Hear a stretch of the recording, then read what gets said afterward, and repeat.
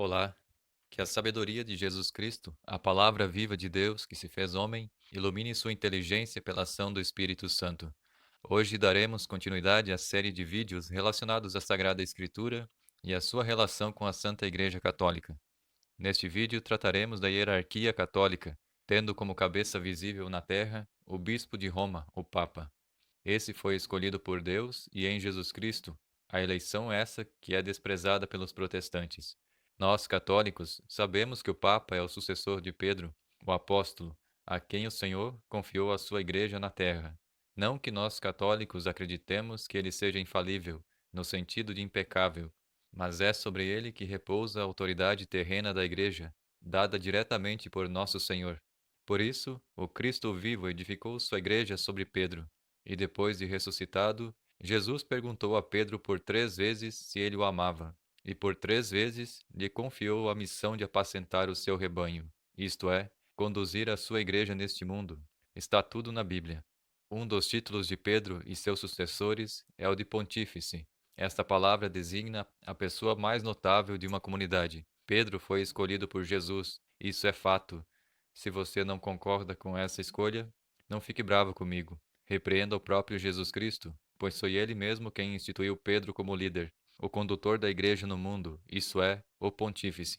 Há certos protestantes que questionam o título de pontífice, como se só Jesus deveria receber esse título. Entretanto, trata-se de um título de participação. O Papa é um embaixador, um representante. Ele faz as vezes de Jesus Cristo visivelmente no governo da Igreja. Além disso, o evangelista São João, em seu Evangelho, chama os líderes da religião judaica de pontífices. Escreveu assim: Os pontífices e os fariseus convocaram o conselho e disseram: Que faremos? Esse homem multiplica os milagres. Também o termo Papa não é aplicado literalmente a Pedro na Bíblia. Mas as Escrituras deixam mais do que claro que o Senhor elevou Pedro como o primeiro Papa da família dos cristãos, isso é, o primeiro pai da comunidade dos filhos de Deus. E antes que você diga que chamar um líder espiritual de pai não é bíblico, leia o profeta Isaías, capítulo 22, versículo 21, onde o próprio Deus diz o contrário. Como podemos comprovar, nosso Salvador, às vésperas de deixar este mundo, depois de ressuscitado, confiou a Pedro a guarda do seu rebanho, e é importante entender que, naquele momento, confiava-lhe o cuidado de toda a cristandade, fazendo questão de entregar a ele a guarda dos cordeiros e também das ovelhas. Apacenta os meus cordeiros, repete o Senhor 2 vezes, e a terceira diz: apacenta as minhas ovelhas. Apacentar aí significa cuidar, governar, guiar, assumir a responsabilidade do rebanho. Nesse caso, é receber do divino proprietário a autoridade sobre o seu rebanho, que é a igreja. Apacentar os cordeiros e as ovelhas é, portanto, governar a igreja de Cristo com a autoridade do próprio Jesus. É ser o condutor, é ter o primado. E como se não bastasse, além de tudo isso, todo o contexto do Novo Testamento, em diversas passagens, fica evidente que Pedro tinha a palavra final nos assuntos da igreja primitiva. Acompanhe comigo. É Pedro quem propõe a eleição de um discípulo para ocupar o lugar de Judas e completar o colégio dos 12. É Pedro o primeiro que prega o evangelho aos judeus no dia de Pentecostes. É Pedro que, inspirado por Deus, recebe na igreja os primeiros pagãos. Pedro realiza visitas pastorais às primeiras comunidades da igreja. No Concílio de Jerusalém, temos a prova definitiva. É Pedro quem põe um fim à longa discussão que ali se travava, decidindo ele que não se deveria impor a circuncisão aos pagãos convertidos, e a Bíblia diz que todos os apóstolos e anciãos da igreja reunidos fizeram silêncio quando ele declarou, entre aspas, sabeis que o Senhor me escolheu dentre vós para que da minha boca os pagãos ouvissem o evangelho, fecha aspas. E ninguém ousou opor-se à sua decisão. A esta autoridade de Pedro, assim como a de todos os apóstolos, era e continua sendo transmitida de um homem para o outro, sendo eleitos os novos sucessores pelo próprio colegiado dos apóstolos, desde o início até o presente. Você pode escolher qualquer bispo católico de hoje e fazer a contagem regressiva a partir dele. Este foi ordenado por este, que foi ordenado por aquele, que por sua vez foi por aquele outro, e no final você vai chegar aos apóstolos e ao próprio fundador da igreja, Jesus Cristo, que os escolheu um a um, porque a Igreja Católica não foi inventada por um homem qualquer, que leu a Bíblia e se achou no direito de começar uma nova religião, uma nova igreja, assim como ocorre com todas as igrejas protestantes evangélicas. Sinto se ofendo, mas é a verdade. E quem se ofende ao ouvir a verdade não pertence a ela, como diz o Senhor. Todo aquele que é da verdade ouve as minhas palavras. No caso de Pedro, as chaves do reino dos céus, entregues por Jesus Cristo, vêm sendo transmitidas nesses 2000 anos de história através do papado. Desde o apóstolo Pedro até o Papa Francisco, tivemos 266 papas na Igreja Católica. Portanto, a autoridade de Pedro não morreu com ele, e dizer isso seria o mesmo que renegar a promessa do próprio Jesus Cristo. Abre aspas. Ide e fazei discípulos de todas as nações, batizando-os em nome do Pai, do Filho e do Espírito Santo, ensinando-os a guardar todas as coisas que eu vos tenho mandado. Eis que estou convosco todos os dias até a consumação dos séculos. Amém. Fecha aspas. Ouça o que diz Tertuliano, que nasceu no ano 160 depois de Cristo, sobre a escolha do apóstolo Pedro por Jesus Cristo. Abre aspas. Se, por o Senhor ter dito a Pedro, sob esta pedra eu edificarei a minha igreja, e a ti eu te darei as chaves do reino celestial, ou qualquer coisa que ligares ou desligares na terra, será desligada ou ligada nos céus. Tu, portanto, supores que o poder de ligar e desligar derivou para ti, ou seja, para toda a igreja semelhante a Pedro, que tipo de homem és, subvertendo e mudando totalmente a intenção manifestada pelo Senhor, conferindo como foi a sua intenção, isso pessoalmente a Pedro? Sobre ti, diz, eu edificarei a minha igreja, e eu te darei as chaves a ti, e não à igreja. E o que desligares ou ligares, não ao que eles desligarem ou ligarem, pois assim, adicionalmente, lhe ensina o resultado. No próprio Pedro, a igreja foi criada, isso é, através do próprio Pedro. Portanto, foi o primeiro a abrir, no batismo de Cristo, a entrada para o reino celestial, no qual são desligados os pecados que estavam antes ligados, e aqueles que não foram desligados são ligados, segundo a verdadeira salvação. Fecha aspas. Ouviste o que Tertuliano, nos primeiros anos do cristianismo, dá testemunho de Pedro como o ponto de unidade entre os demais bispos? Ouça agora o que os bispos disseram no concílio de Éfeso, no ano 431 depois de Cristo, no qual ocorreu uma solene proclamação chamando Pedro de príncipe e cabeça dos apóstolos, e a coluna e fundamento da Igreja Católica, e ao mesmo tempo reconhece o bispo de Roma como sucessor. Vejamos.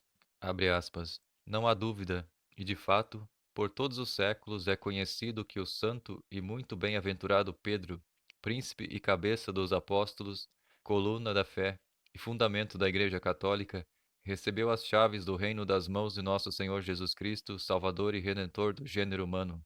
E a ele foi dado o poder de perdoar os pecados, e ele, em seus sucessores, vive e julga até o presente e para sempre. Fecha aspas. Portanto, se o Senhor prometeu que continuaria com a sua igreja até o fim do mundo, também a autoridade que ele concedeu à sua igreja permanece até o final dos tempos. Esta é a doutrina católica. Esta é a palavra de Deus, segundo as Sagradas Escrituras. Esta é a tradição cristã e católica de 2000 anos de história. Quem pregar o contrário, seja anátema. Durante os primeiros 1054 anos, só havia uma Igreja Católica Apostólica Romana, que é a sucessora legítima dos apóstolos. Ou você acredita que com a morte dos 12 apóstolos, acabou a Igreja fundada por Jesus? Ninguém seria tão tolo para crer nisso. Entretanto, em 1054, houve o cisma do Oriente, a primeira chaga na esposa de Cristo, e em 1517 explodiu as revoltas protestantes e a confusão das línguas na Babilônia moderna, em que cada um crê no que quer, e as seitas se multiplicaram como vírus, e todas tendo em comum o ódio à Igreja Católica e a negação da autoridade espiritual presente na sucessão dos apóstolos. Rejeitaram o sacerdócio ministerial e, por consequência, perderam todos os sacramentos deixados por Cristo. Restou aos cismáticos apenas a sua consciência individual como regra infalível e os textos da Escritura cruelmente deturpados. De fato, entre os protestantes há tantas fés quanto são as crentes, enquanto na Igreja Católica Romana há apenas uma fé que vem dos apóstolos e permanece inalterável. Só na Igreja Católica há a observância da ordem do apóstolo Paulo quando escreve aos Efésios, onde dizia ele assim, abre aspas, sede solícitos em conservar a unidade do Espírito no vínculo da paz. Sede um só corpo e um só Espírito, assim como fostes chamados pela vossa vocação a uma só esperança, a um só Senhor, uma só fé, um só batismo. Fecha aspas.